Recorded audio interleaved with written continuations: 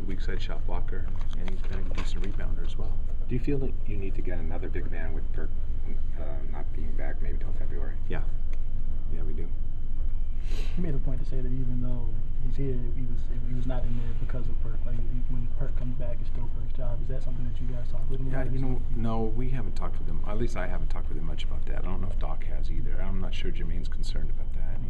I think he sees that he'll have a role regardless. Can you talk a little bit about, I guess, Rondo going out of his way to kind of make him feel comfortable? That's a role that you're not used to seeing Rondo in as far as kind of. Well, I heard the answer that Rondo had the biggest impact, but a lot of guys reached out to him, and so I think everybody did their share and trying to get. I mean, that's just part of the world that we live in now. I think that's always been the case. I think that players around the league care what the rest of the players think about him. Is it your understanding that he could have gone back to Miami? I don't have any idea. Andy, as you sit there on July 14th, you still have work to do and everything, but how do you feel about what's happened so far in the offseason and about your team as you look at it? I don't know. It's like you're asking me at the end of halftime, what's going on, and it's just halftime, so we're not done yet, and we have a lot of work to do. With Tony Allen obviously gone, how important is it to keep Nate on the bench next season? Nate is the guy that we're talking with, along with a slew of others free agents as well. Jermaine said he texted Rashid asking him not to retire. Do you expect Rashid back? I do not, no. How are things going with Nate, just in terms of progress of the talks? I'm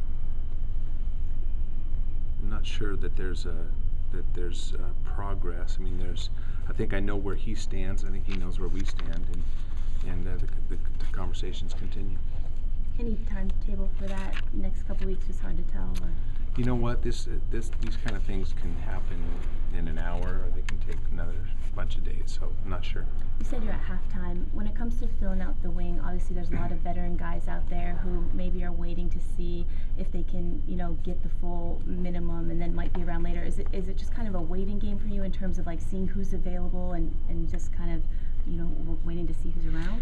Well, it's a challenge because of if you have a bird in the hand, sometimes you need to take it because you're waiting for something that you see better, but that might not be there if you wait too long. So there's a lot of players that are still waiting for something. There's an offer sheet in Portland and in Utah. There's two teams right there with a little bit of uncertainty, and that'll have some money to spend depending on which way that goes.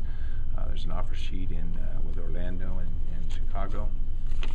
There's a couple more teams that are looking for wings, depending on which way that goes.